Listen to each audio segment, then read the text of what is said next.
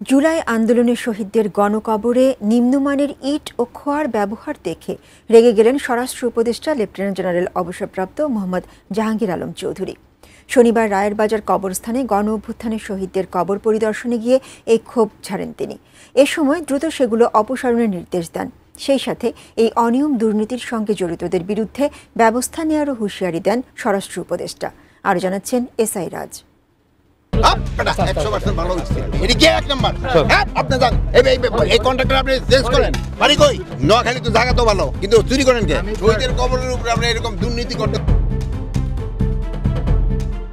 ছাত্র জনতার অভ্যুত্থানে নিহতদের কবর পরিদর্শন করেছেন স্বরাষ্ট্র উপদেষ্টা অবসরপ্রাপ্ত লেফটেন্যান্ট জেনারেল অবসরপ্রাপ্ত জাহাঙ্গীর আলম চৌধুরী। 2 আগস্ট রাজধানীর রায়েরবাজার কবরস্থানে গিয়ে গণকবরগুলো পরিদর্শন করেন তিনি। এ সময় নির্মাণাধীন ওই কবরস্থানে গণকবরের ভিত্তিপ্রস্তর স্থাপনের কাজে নিম্নমানের ইট দেখে সংশ্লিষ্ট প্রকৌশলী ও টেন্ডারকারীদের জিজ্ঞাসাবাদ করেন স্বরাষ্ট্র উপদেষ্টা। এক পর্যায়ে মেজাজ হারিয়ে সংশ্লিষ্টদের ওপর ক্ষোভ ছাড়েন তিনি। এটা কি কোয়ালিটি হলো নাকি? এটা দিয়ে যে এখানে ওই যে আপনারা কি এক্সচেঞ্জ সার্ভিস দেন, এটা কি এক নাম্বার? ওটা বাইর করো, এটা এক নাম্বার নাকি? এটা কি এর এক নাম্বার? এটা এক নাম্বার ইট নাকি? দেন তো কি ইট লাগাইতেছে? আরে শুনেন, এটা কি ইট লাগাইতেছেন আপনি? শহীদের কবরের উপরে আপনি এরকম দুর্নীতি করতেছেন। এই ভালো ইট করেন স্যার, 100% ভালো ইট ছিল। এটা হচ্ছে 100% ভালো ইট ছিল। RICL TMX, যুগের পর যুগ স্থাপনা থাকে মজবুত।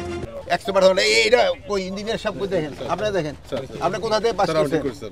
এটা না লাগলে আমরা চেঞ্জ করে দিব স্যার। এটা আইবি থেকে আপনি আইবি থেকে পাস করতে আপনি তো বুঝতে পারবেন। দেখেন স্যার, এই দুইটা তুলে আসছে এগুলো শোষণ সব সময় বললে সব সময় ভালো ইট দেন, সবগুলো শোষণ এটা দেখেন 2 নাম্বার ইট এখানে লাগাই এগুলো শোষণ সবগুলো শোষণ দেন, খারাপ কিছু দেন। দেখেন ইঞ্জিনিয়ার সাহেব, দেখেন 2 নাম্বার ইট স্যার, আমি পুরো করতে কই দেন, এই 2 নাম্বার ইট। শুধু ইট নয়, পরিদর্শনের এক পর্যায়ে গণকবরে ব্যবহৃত খোয়ার মান দেখতেও যান স্বরাষ্ট্র উপদেষ্টা। তখন খোয়ার মান নিয়েও অসন্তোষ প্রকাশ করেন তিনি এবং সেগুলোকেও অপসারণের নির্দেশ দেন। দেখেন ইঞ্জিনিয়ার সাহেব, রাফডালে এরকম কোয়ালিটি হবে না, ভাঙিয়া গেছে। আপনি একটু ছবি উঠে দেখেন, দেন ঘুরে দেখেন ছবি, এরকম হবে না। রাফ হইল পয়সা নেওয়ার সময় রাফ পয়সা নিছে। এই দেখেন, আপনারা ছবি উঠে নিবেন, এটি জানাই প্রচার করবেন। একটু লাভ এটা ভাড়া দেবেন। কই তুমি কি কিসের? তুমি কম কথা কবে? তুমি কিসের দায়িত্বে আছো? সার্বিক দায়িত্ব আছে। সার্বিক দায়িত্ব কি? তুমি সাব এক্সটেন্ডের দিন না? না স্যার, আমি ঠিকাদারের লোক। এগুলো সবই করো, চেঞ্জ করো। স্বরাষ্ট্র উপদেষ্টা এ সময় শহীদদের জন্য নির্মাণাধীন গণকবরের ভিত্তিপ্রস্তর স্থাপনের কাজে অনিয়ম ও দুর্নীতি সহ্য করবেন না বলে সাফ জানিয়ে দেন। সেই সঙ্গে প্রয়োজনে দায়ীদের বিরুদ্ধে ব্যবস্থা নেওয়া হবে বলে সংশ্লিষ্টদের সতর্ক করে দেন এবং বলেন গণকবর থেকে 114 মরদেহ তোলা হবে।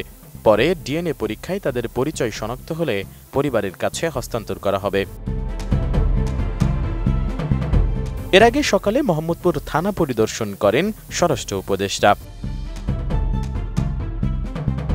সেখানে আওয়ামী লীগের সঙ্গে যোগসাজশে দেশবিরোধী ষড়যন্ত্রে লিপ্ত একজন মেজর অভিযোগে সেনা হেফাজতে রয়েছেন বিষয়টি উল্লেখ করলে স্বরাষ্ট্র উপদেষ্টা বলেন, আওয়ামী লীগের বিভিন্ন গোপন বৈঠকের বিষয়ে গোয়েন্দারা তৎপর রয়েছেন। তারা অপকর্ম করতে চাইলে কোনো ছাড় দেওয়া হবে না বলেও কঠোর সতর্কতা উচ্চারণ করেন স্বরাষ্ট্র উপদেষ্টা।